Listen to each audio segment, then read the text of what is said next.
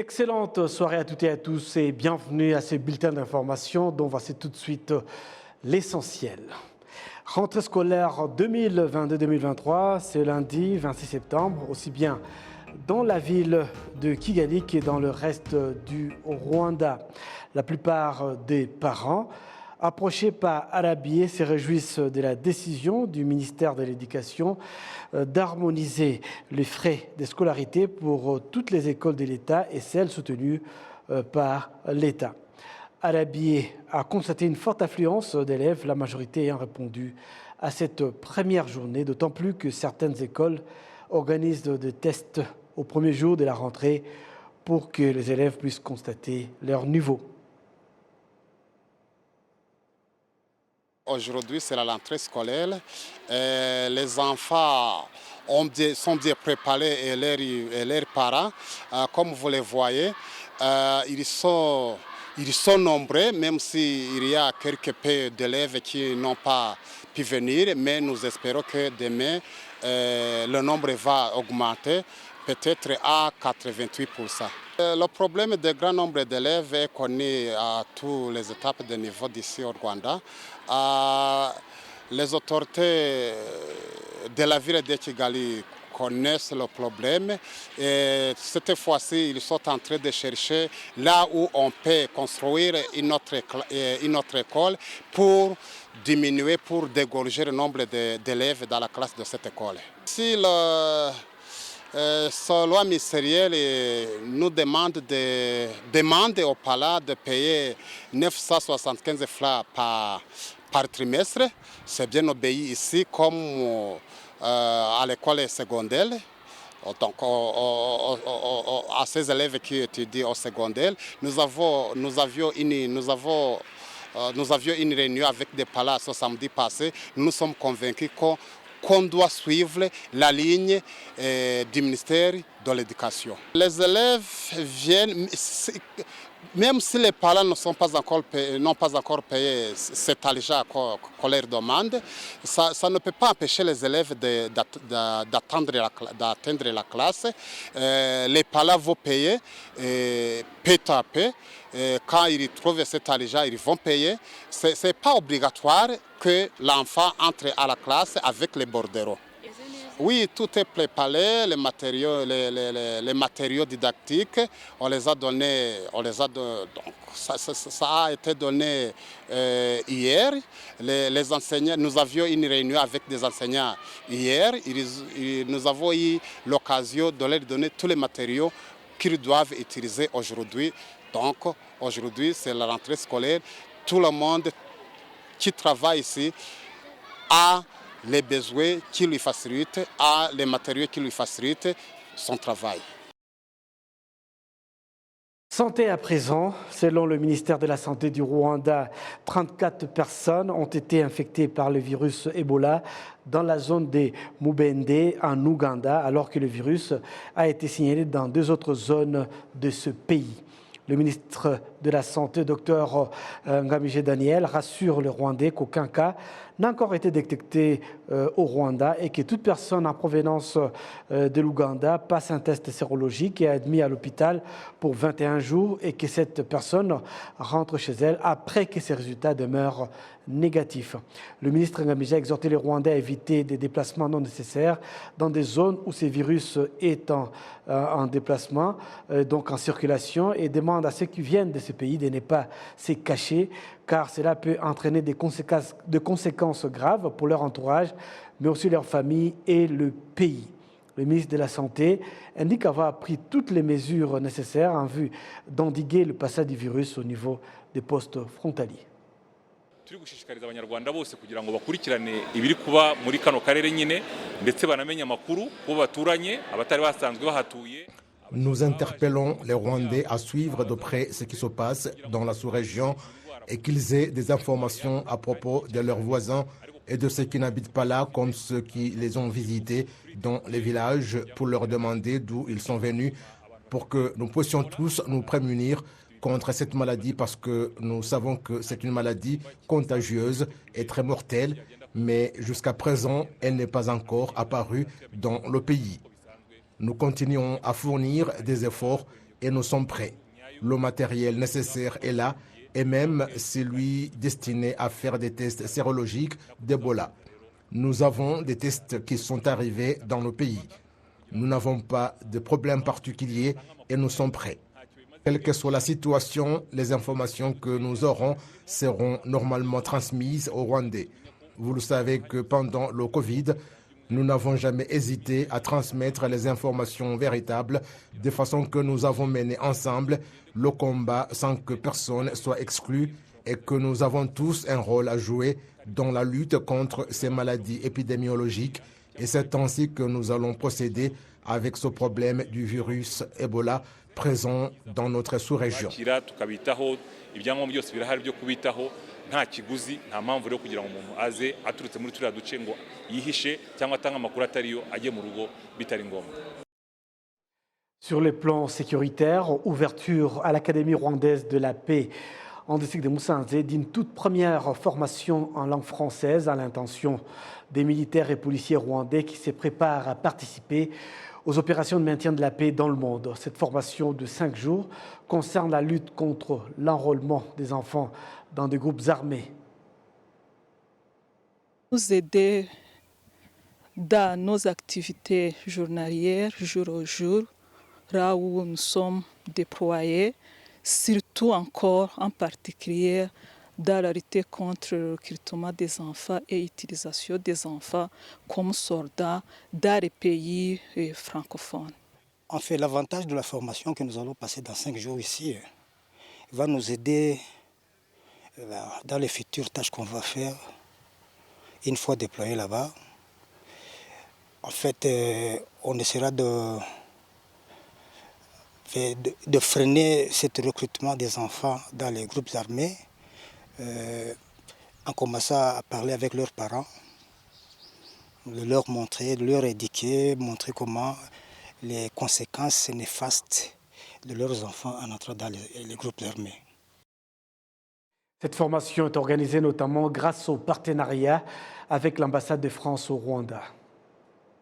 Nous répondons à l'invitation du général Safari, donc le président de l'Institut d'alerte au Rwanda, de nous joindre à cette première session francophone réalisée donc en français au sein de la Rwanda Peace Academy afin de former les formateurs dans le cadre de la lutte contre l'usage d'enfants soldats.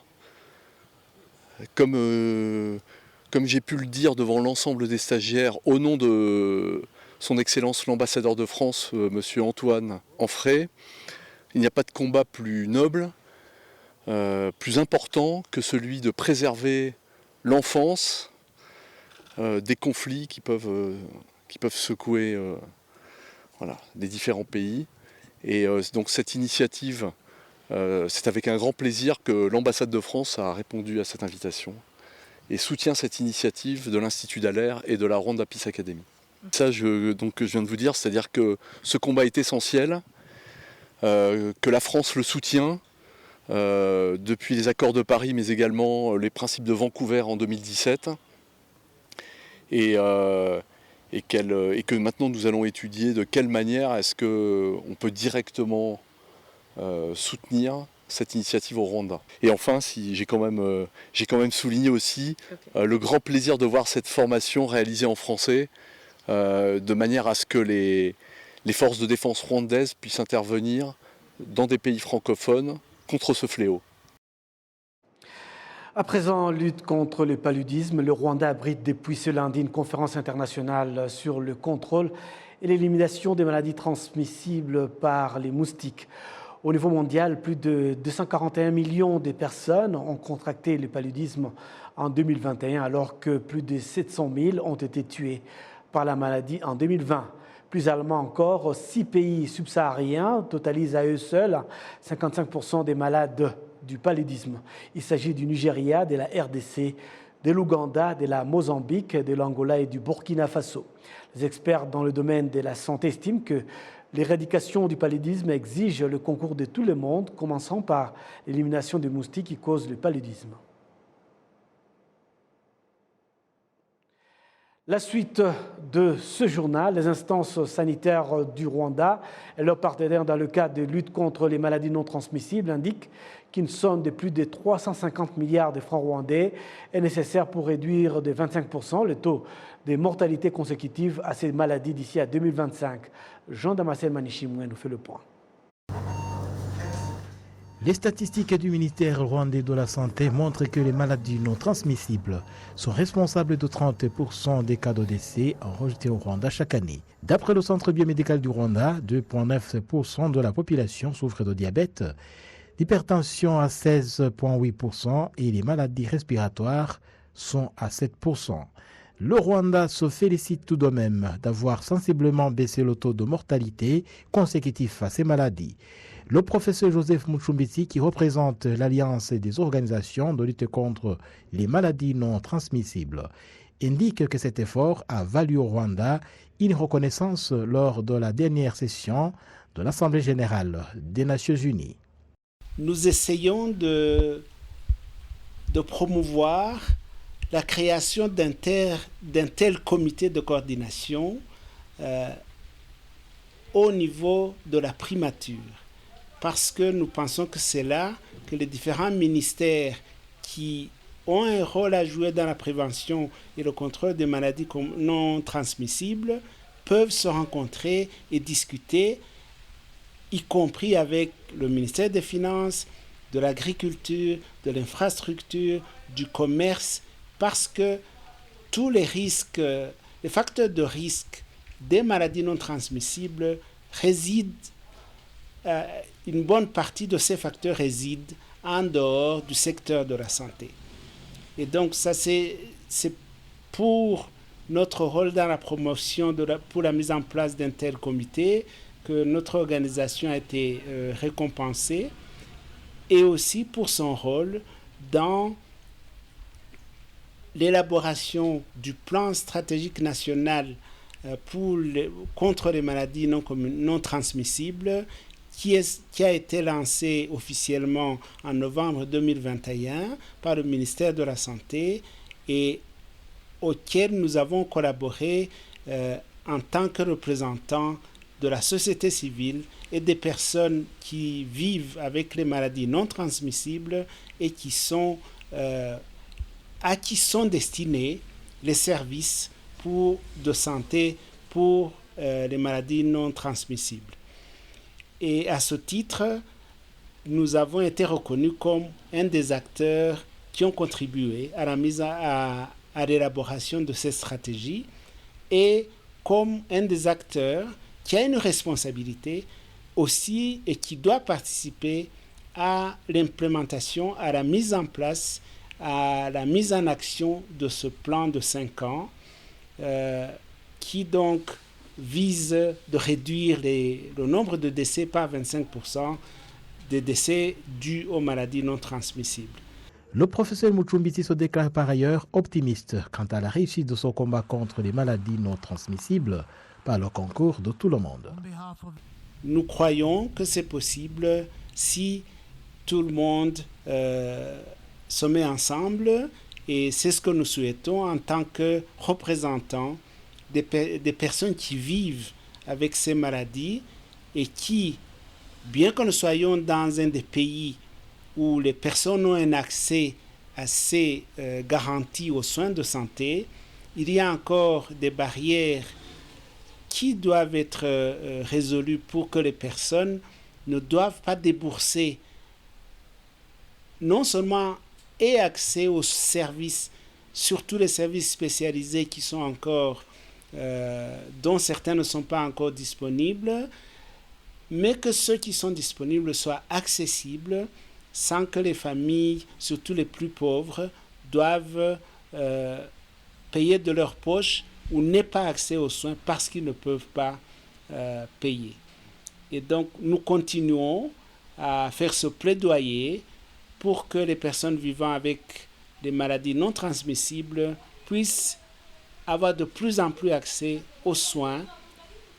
Et ça, ce sera possible, bien sûr, en continuant les investissements notamment dans les assurances de santé, dans la mutuelle, le système d'assurance mutuelle de santé au niveau national, qui est une très bonne réalisation de notre gouvernement, mais qui, pour pouvoir continuer, aura besoin d'innovation, notamment dans le financement des soins de santé, de l'assurance pour garantir les soins de santé, et tous les acteurs privés et publics seront appelés à contribuer pour que même les plus pauvres puissent avoir accès aux soins, non seulement de santé primaire, mais aussi aux soins spécialisés pour les maladies non communicables, non transmissibles. Les causes majeures de ces maladies non transmissibles sont le tabac, l'excès d'alcool, la pollution environnementale, la mauvaise alimentation, le manque d'exercice physique et autres.